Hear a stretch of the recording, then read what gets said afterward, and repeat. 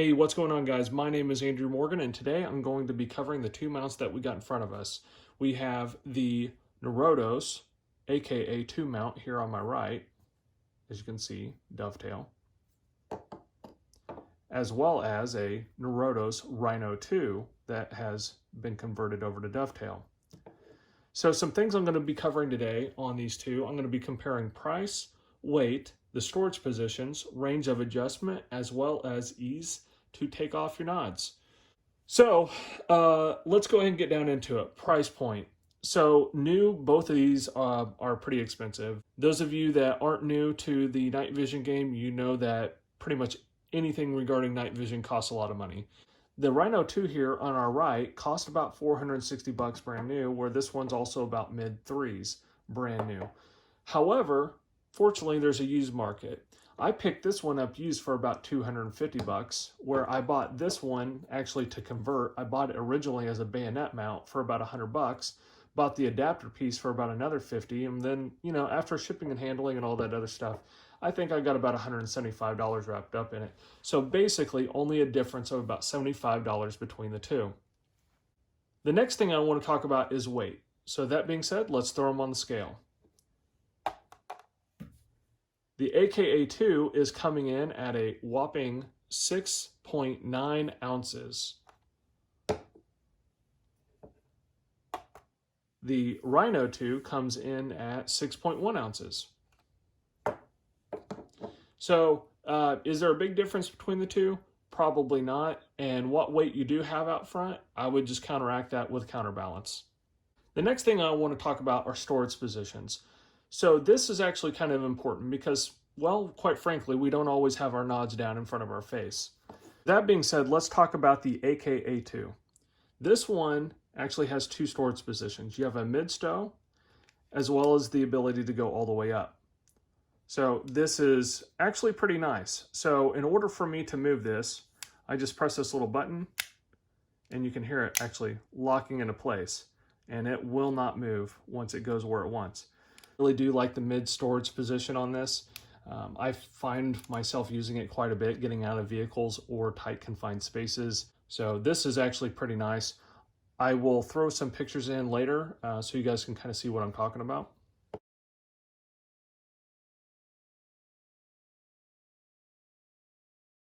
So let's talk about the Rhino 2 now. This one basically just has one official storage position. And what I mean by official is while it does have the ability to just pretty much go up and click in place, this is actually firm enough that I can pretty much put it in a mid-stow position and it will stay there as long as it doesn't get bumped onto anything, which I think is pretty cool. And I will also show you guys a picture of that later too.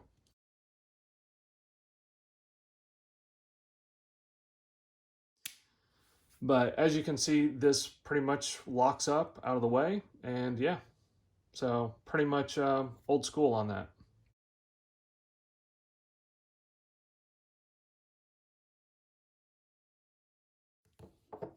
The next thing I want to talk about is range of adjustment. I would say that these are actually pretty similar. I'm actually able to adjust this by just loosening that, and I can adjust up and down. I can also adjust my how far away the nods are just by adjusting this and moving it backwards and forwards. I also have the ability to adjust my tilt right here. So that adjusts my angle up or down. Moving on to the AKA2, as you can see, it also has the ability to adjust up and down just by adjusting this little screw here.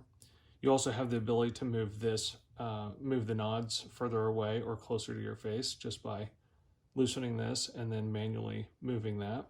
And you also have the ability to adjust your tilt right here. So as you guys can see, these guys are pretty much on point with each other. The only thing that this one has that the other one doesn't is you have screws on the back of the plate, so you can actually make a very crude adjustment in the event that you don't have all the range of motion that you need with this.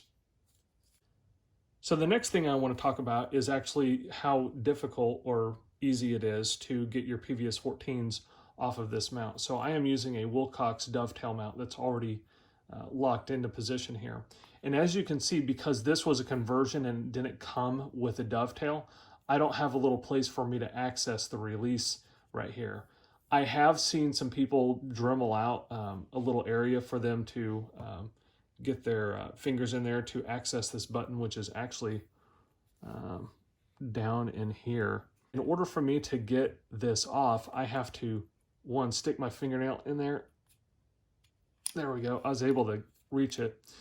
But here is, let's see if I can get that. There you go. So there's the little lever right there that I actually have to get into. So another way that is actually kind of easy, and of course I'd take my helmet off to do this, but you can also take a knife and that actually goes in there pretty well, and you can just depress it like that. So is this necessarily a bad thing? I don't know. I mean, it just depends. So some of you may want the ability to take your nods off easily without having to take off your helmet or something like that, or maybe you just don't have long fingernails, I guess. But yeah, I don't know. I mean, it's I don't think it's really that big of a deal for me personally. If anything, like you pretty much know that once these lock into place, they're not going to come off unless you absolutely want them to. So I don't know. That's just a little food for thought.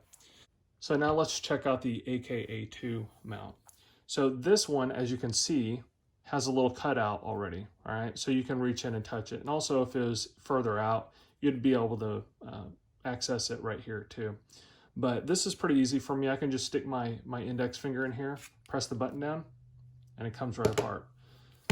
That being said, I think that this is very well protected, and I really wouldn't be concerned about my my dovetail actually coming out by accident. So that's pretty deep down in there. So one last thing I wanted to discuss in regards to ease of use when it comes to this is, for me to move these up, I have to press this little button in to get it to go, all right? So, and also if I wanted to go all the way up and I didn't press in all the way and I was kind of lazy with it, it would lock in here and then I'd have to press it again. And that's kind of a pain in the butt. So I also, you know, and I know that doesn't seem like a big deal because, you know, it's like, that doesn't look like too small of a button. But when you already got 20 buttons and knobs and levers and everything else going on, and it's in the middle of the nighttime, and let's say you even add a little stress into it, this is going to be a little bit more difficult to actuate. This, on the other hand, is detent only, as I probably demonstrated earlier. So yeah, that's detent only. So all I have to do is grab up here and just lift it up, and it locks into place, and it's pretty solid. It takes a good amount of effort for me to get it back down. And for me personally, I do think that this is definitely the simpler mount to use, but honestly, with a little bit of training, either one of them are going to be fine. For the most part, I love both of these. I do run this one pretty much all the time. And I do keep this one as a backup because 1 is none, 2 is 1, and 3 is always better. Yeah, I like them both.